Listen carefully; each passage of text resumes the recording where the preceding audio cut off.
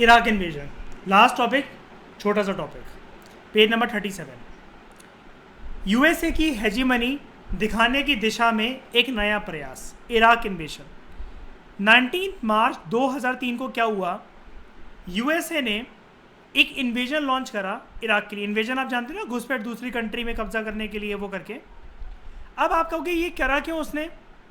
First gulf war याद है ना, उसी से इसका लिंक है। अभी मैं पढ़ाऊंगा क्या लिंक है। इसको बोला गया, यूएसए ने कोड नेम रखा इस ऑपरेशन का, operation Iraqi freedom. First gulf war का रखा था code name operation desert storm. जब उसके एम्बेसीज पर अलकायदा ने मिसाइल्स गिराई थी, उसके रिटेलिएशन में जो कोड नेम रखा था ऑपरेशन इन्फिनाइट रीच। 9/11 अटैक्स के लिए रखा था code name operation enduring freedom. और ये लास्ट ऑपरेशन हमारे कोर्स का है ऑपरेशन इराकी फ्रीडम। इस टाइम याद है पहले जब फर्स्ट गल्फ वॉर हुआ था तो क्या हुआ था? 6,60,000 troops from how many country समक्ष? 34 कंट्रीज। इस बार 40 कंट्री से ज़्यादा की कोलिजन फोर्सेस यूएसए ने बनाई। और इसको कहा गया, यूएसए देखो कितना चला गया, पता है क्या नेम दे रहा है? हमेशा एक बैनर देता था ना, न्यू वर्ल्ड ऑर्डर, है ना, ग्लोबल वॉर ऑन टेरर। इस वाली वॉर को बोल रहा है collision of the willing. Collision of the willing मतलब क्या? कह रहा है मैं कोलिजन बना रहा हूँ, मैं तो जा रहा हूँ इराक में घुसपैठ करने, इन द सेंस कि इराकी गवर्नमेंट को मारने और वो जितना ह्यूमन राइट्स वायलेशन करती है वो करके। I am making a coalition, those who are willing to join me they can freely join me. और कहता है कि 40 कंट्री आई है, अपनी विलिंगनेस से आई है, मैंने नहीं बुलाया किसी को। कोलिजन ऑफ द विलिंग, चालाकपन हम तो हमें तो दिख ही रहा है। लेकिन ये इसने कहा क्यों? यूएन ने ना रिफ्यूज़ कर दिया था इसको। इसने परमिशन मांगी थी पहले कि हम इन्वेट कर ले। यार यूएन थोड़ी ना बोल देगा कि जाओ इन्वेट कर लो। तो उसके बाद ना ये फिर भी चला गया 40 कंट्रीज़ को लेकर। यूएन ने पूछा क्यों? कह रहा है it is collision of the willing, हमने थोड़ी सा बुलाया, वो खुद आ गए। मैं तो जा रहा था, वो 39 पीछे से आ गए। ठीक है। ऑस्टेंसिबल मतलब ये होता है, यहाँ पर एक वर्ड लिखा हुआ है, क्लियर कट पर्पस इस इन्वेजन का ये था। यूएसए कहता है, ऐसा सुनना ध्यान से, वेरी इंपॉर्टेंट। यूएसए ने क्या बोल कर इन्वेट कर रहा है ये कोलिजन बनाकर? कहता है इराक ना WMD बना रहा है। ये याद रखना, ये वर्ड आ सकता है कि ये जो सेकंड गल्फ वॉर हुआ था या जो ऑपरेशन इराकी फ्रीडम हुआ था, यूएसए ने क्या बोलकर घुसा था इराकी टेरिटरी में? कहता है इराक ना WMD बना रहा है, यानी कि weapons of mass destruction, WMD। लेकिन अब ध्यान से सुनना, अब हम इसकी एनालिसिस करते हैं छोटी सी। WMD का कोई एविडेंस मिला ही नहीं इराक के अंदर कि इराक ऐसा कुछ कर रहा है। इसकी कन्फर्मेशन नहीं मिली किसी एक्सपर्ट को जिन्होंने टेस्ट करा इस जमाने को, इस ईयर को। कब हुआ है? 19 मार्च 2003। और ऐसा देखा गया कि ये जो इन्वेजन था ना, यूएसए ने क्यों करा? यूएसए दूसरे फैक्टर से मोटिवेटेड था। यूएसए इराक की ऑयल फील्ड्स को कंट्रोल करना चाहता था और एक ऐसी रिजीम वहाँ पर इस्टेब्लिश करना चाहता था जो कि यूएसए से फ्रेंडली हो, काफ़ी ज़्यादा यूएसए फ्रेंडली हो। समझ गए ना? ऐसी सरकार बिठाना जो कि हमसे रिश्ते अच्छे रखे और इराकी ऑयल फील्ड्स पर, उसके तेल के कुएं पर कब्जा करना। पहले फर्स्ट गल्फ वॉर के अंदर कशिश कितनी फोर्सेस लेकर घुसा था वो? 6,60,000। कितनी कंट्रीज? 34। इस बारी कोलिजन ज़्यादा है उससे कम है? ज़्यादा है। यहाँ पर देख रहे हो ना, ये देखो 40+ कंट्रीज। लेकिन सद्दाम हुसैन ने इस बार इन कोलिजन फोर्सेस की लंका लगा दी। हाँ, होगा क्या देखो। ऑल दो government of Saddam Hussain felt swiftly, बहुत जल्दी गिर गई सद्दाम हुसैन की सरकार। लेकिन यूएसए कंप्लीट तरीके से इराक को पीस की स्थिति में नहीं ला पाया। पैसिफाई का मतलब होता है पीसफुल सिचुएशन के अंदर लाना। कशिश लिख लो उसको। पैसिफाई का मतलब होता है पीसफुल सिचुएशन के अंदर लाना। ये नहीं कर पाया, इसका मतलब शांति व्यवस्था नहीं बना पाया। वो क्या करना चाह रहा था? सद्दाम हुसैन की सरकार को गिराकर एक ऐसी सरकार इंस्टॉल करवाना जो कि हमेशा मतलब हमारे साथ रिश्ते अच्छे रखे। लेकिन ये हुआ नहीं। इंस्टेड यूएसए के खिलाफ फुल फ्लैश इंसर्जेंसी चली पूरे के पूरे इराक में। इराकी फोर्सेस ने इतनी ज़्यादा मोटिवेशन के साथ इस 40 कंट्रीज़ की कोलिजन का सामना करा। इस बारी वो प्रिपेयर्ड थे। एक बार जो पिट चुका होता है, चाय से जल चुका होता है, वो फूक फूक कर पीता है। सद्दाम हुसैन की फोर्सेस और पूरे की इराक की फोर्सेस तैयार थी इस कोलिजन से लड़ने के लिए। यूएसए के इतनी बेइज्जती हुई, यूएसए के 3000 मिलिट्री सोल्जर्स मारे गए, 3000, ठीक है, कम नहीं होता है नंबर यूएसए का।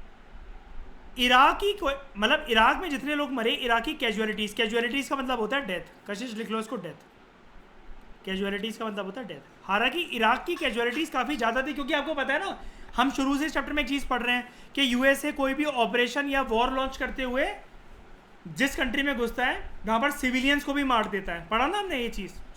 हाँ, सिविलियंस को, यार वो सिविल जैसे उसकी, अरे आयशा की टांगें नहीं चली गई थी क्रूज मिसाइल में, वो ऐसे ही सिविलियन को भी मार देता है। तो it is conservatively estimated that 50,000 Iraqi civilians मारे गए इस यूएसए लेड इन्वेजन में। और ये रिकॉग्नाइज करा जाता है कि मतलब अभी ये एक्सपर्ट्स ये बोलते हैं, ये यूएसए की जो इन्वेजन थी इराक के अंदर, ये बहुत सारे एस्पेक्ट्स में ये यूएसए का मिलिट्री फेलियर भी था और पॉलिटिकल फेलियर भी था। ना उसको WMD मिले, ना तेल के कुएं पे कब्जा कर पाया, वो अलग बात है, सद्दाम हुसैन की सरकार गिर गई, लेकिन इसके ऊपर ब्लेम लगे कि इसने ह्यूमन राइट्स वायलेशन करा, लेकिन इराकी फोर्सेस को कंप्लीट तरीके से हरा नहीं पाया। 3000 सोल्जर्स मार दिए उन्होंने। और तुम्हारे लिए ये शर्म की बात है, साले तुम 40 कंट्रीज को लेकर घुसे उनकी टेरिटरी में, फिर भी 3000 सैनिक टपका डाले उन्होंने तुम्हारे। और ये तो तुम बता रहे हो आंकड़े, असली में तो पता नहीं क्या ही हुआ ग्राउंड रियलिटी में। सद्दाम हुसैन को उधर के कॉन्स्टिट्यूशन ने फाइनली फांसी दे दी इसके बाद, ठीक है। और फांसी उसको, आई थिंक वो बोट में जा रहा था, शिप में जा रहा था, ऐसी एक फोटो है, अभी दिखाता हूँ मैं, और हाथ में वो कुरान लिया हुआ था जिस टाइम पे मर रहा था, उसको फांसी होने वाली थी। मैं फोटो शेयर करता हूँ, एक बारी दिखाता हूँ रियल फोटो, जिस दिन उससे फांसी होने वाली थी। फांसी वाले दिन भी भाई साहब कोट पैंट पहन कर गए हैं, ठीक है, दिखाता हूँ, ये देखो। आप लोगों को गाइडेंस देना चाहता हूँ, these pics are sensitive in nature, कृपया सावधानी से इन्हें देखें, वरना आप लोगों को दिल का दौरा भी पड़ सकता है। और ये था, ठीक है। इसको फांसी इसलिए दे रहे हैं यार, इसके ऊपर ब्लेम थे, मतलब ये ना काफ़ी क्रूएल रूलर माना जाता है, इसके ऊपर ब्लेम थे। यहाँ पर ना एक पॉपुलेशन रहती थी जिसको कहा जाता है कर्ड्स। क्या कहा जाता है? ये KURDS, कोड कह सकते हो, कर्ड्स। इसने काफ़ी लाखों, जैसे हिटलर नहीं था वो ज्यूस से नफरत करता था, ये ऐसे ही कर्ड से नफरत करता था। कर्ड के लोगों, मतलब कर्ड कम्युनिटी के लोगों को इसने मरवा डाला था काफ़ी हद तक। इसके ऊपर ऑलरेडी ब्लेम चल रहे थे, और यूएसए ने पता नहीं क्या तिकड़म खेली थी, इसको फांसी दिलवाने में यूएसए का बहुत बड़ा योगदान था। वो मैं कभी और बताऊंगा आपको यूपीएससी के सिनेरियो में। और 3 सबसे बड़े लॉयर, सबसे बड़े इराक के 3 लॉयर सपोर्ट कर रहे थे इसे। अब पता नहीं इंटेलिजेंस एजेंसी ने मारा उसे, ये किसने मरवाया, तीनों को सड़क पे किसी ने, एक सीक्रेट आदमी ने गोली मार दी, तीनों लॉयर्स को। अब इसका केस ही नहीं लड़ पाया कोई, इतना स्ट्रांग कोई वकील नहीं रह गया था पूरे देश के अंदर, और इसको फांसी हो गई। सोच रहे प्रेसिडेंट था ये, लेकिन बहुत क्रूएल था। तो दोस्तों, इसी लिहाज से हमारा हेजीमनी के एस्पेक्ट में चारों के चारों ऑपरेशंस हमने कॉम्प्रिहेंसिव तरीके से कवर करें। अब हम लोग ये जान लेते हैं कि हेजीमनी का मतलब क्या होता है, what do we mean by the term hegemony, ठीक है। What does hegemony mean? Politics is all about power. जैसे इंडिविजुअल जो हैं they want to gain and retain power, कुछ कुछ ग्रुप्स होते हैं they also want to retain and regain power, ठीक है। We routinely talk of someone becoming powerful और someone doing something for power, मतलब पावर की भूख हर किसी में है, राइटर आपको ये समझा रहा है।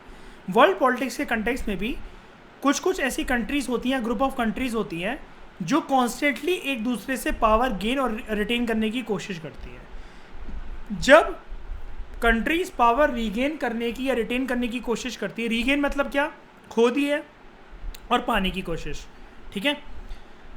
यहाँ पर पावर कंट्रीज जनरली एक्सरसाइज करना चाहती हैं मिलिट्री डोमिनेशन की टर्म्स में, कि हम लोग मिलिटरीली बहुत ज़्यादा पावरफुल रहें, कभी भी युद्ध हो तो हमारी हार ना हो।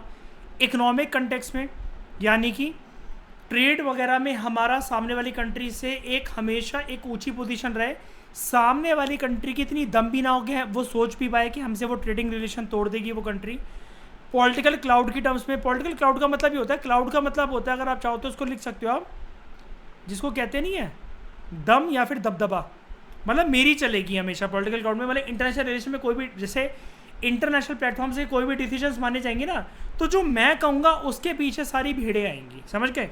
और कल्चरल सुपीरियरिटी के टर्म्स में कि भाई हमारी कंट्री की झलक पहनावा, लाइफस्टाइल, मॉडर्निटी, रिलीजन, हर कोई अपनाना चाहता है। जैसे मैंने तुम्हें बताई थी, हर किसी के पास एक, हर इंडियन अमेरिकन बनना चाहता है कि भाई हमारे इतनी मॉडर्निटी क्यों नहीं होती, हमारे लड़की लड़की पे खड़े होकर, लड़के लड़कियाँ अगर बात कर रहे हो तो शक क्यों करते हैं, मतलब हम क्यों खादी कुर्ता और वो सब पहने, बाटा की चप्पलें क्यों पहने, हमें तो शर्म आती है।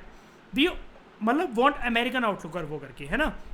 We want internet, jeans, Pepsi culture, McDonaldization world, complete तरीके से वेस्टर्न होना, ठीक है। और ये सिम्बलाइज करता है हेजीमनी, और हेजीमनी क्योंकि चैप्टर यूएसए के बारे में, तो इसलिए हम बात करेंगे यूएसए की हेजीमनी के बारे में, आगे बात करते हैं। देखो ये जो फोटो है ना पेज नंबर 38 पे, इस फोटो का ये मतलब है कि अमेरिका की उंगली पकड़ के सब लोग चलो। ये फादर है, इसकी उंगली पकड़ कर चल रहा है। इसका मतलब ये क्या है, यहाँ पर ये अपने आप को सिद्ध करता है, साबित करता है as dominant form of power या फिर सुपीरियर पावर, सुपीरियर पावर या फिर डोमिनेंट फॉर्म ऑफ पावर, जिसको हम लोग आम भाषा के अंदर कहते हैं, बार बार कह रहे हैं, हेजीमन। उसकी उंगली पकड़ के चलना, ठीक है। मतलब दिस इज़ अ फिंगर जो कि एक प्रकार से गाइडिंग लाइट बनेगी दूसरी कंट्री के लिए, कि हम जो दिशा तुम्हें दिखा रहे हैं, जो भी कोलिजन ऑफ द विलिंग कर रहे हैं, किसी कंट्री के ऊपर वॉर कर रहे हैं, अलाइंसेस बना रहे हैं, तुम ब्लाइंडली हमें फॉलो करो, ठीक है। इसको बोला जाता है अंडर यूएस थंब। दुनिया पूरी यूएस थंब के अंडर है, और यूएसए का थंब पकड़ के चलवाने पे यूएसए मजबूर करता है। देयरफॉर अगर हमें वर्ल्ड पॉलिटिक्स को समझना है तो हमारे लिए काफ़ी ज़रूरी हो जाता है कि हम सबसे पहले ये समझें कि पूरे दुनिया में पावर डिस्ट्रीब्यूशन किस प्रकार से है डिफरेंट कंट्रीज़ के बीच में। फॉर इंस्टेंस, जब कोल्ड वॉर के साल चल रहे थे 1945 से लेकर 1991 तक, अब देख रहे हैं इसने प्रॉपर डेट दी है 9 अगस्त 1945 अगर मैं बोलूँ, और 25 दिसंबर 1991, है ना। तो पावर उस टाइम पर दो ग्रुप्स ऑफ कंट्रीज़ के बीच में डिवाइडेड थी, यूएसए और यूएसएसआर, यानी कि सोवियत यूनियन। ये दोनों कंट्रीज रिप्रेजेंट करते थे वर्ल्ड के टू कैम्प्स को, यानी कि बाइपोलर वर्ल्ड को, या फिर टू सेंटर्स ऑफ पावर को इंटरनेशनल पॉलिटिक्स के अंदर। जैसे ही यूएसएसआर का पतन होता है, उसका कोलैप्स होता है, वर्ल्ड सिर्फ एक ही सिंगल सोल सुपर पावर के साथ बच गया, जिसका नाम था यूएसए, यानी कि यूनाइटेड स्टेट्स ऑफ अमेरिका। ये जो सोल सुपर पावर इमर्ज होकर आई, दुनिया की जो स्थापना बनी, इसको हम लोग कहते हैं ये बनी हाइपर पावर या सुपर पावर, और जिस प्रकार से दुनिया जो बनी उसको हम लोग कहते हैं यूनिपोलर वर्ल्ड, ठीक है। यूनिपोलर सिस्टम या यूनिपोलर वर्ल्ड, ठीक है। वो ये कह रहा है, फिर आपसे एक बहुत ही वाहियात बात कह रहा है, ये लाइन पता नहीं लिखने की क्या ज़रूरत है, कह रहा है यहाँ पर मिसअंडरस्टूड मत कर लेना डियर स्टूडेंट्स, कि पोल का मतलब ये फिजिक्स वाला पोल नहीं है, खंबा नहीं है। यहाँ पर इंटरनेशनल सिस्टम के अंदर इस पोल को बोला जा रहा है, एक पावर को बोला जा रहा है, कंट्री को बोला जा रहा है सेंटर ऑफ पावर। ये जो पोल है, इसका मतलब हमारा ये, जब दुनिया एक ही पोल में बंधी हुई रह गई, यूनिपोलर बन गई, वो कंट्री बन गई हेजीमन, जो कि है यूएस। बस हमने जितना वैसे बेसिक एस्पेक्ट जो है वो हमने कवर कर लिया, पूरा मेन एस्पेक्ट कवर कर लिया। अब तो बेसिक चीज़ ये चैप्टर के अंदर बचती है। तो thank you very much for discussion.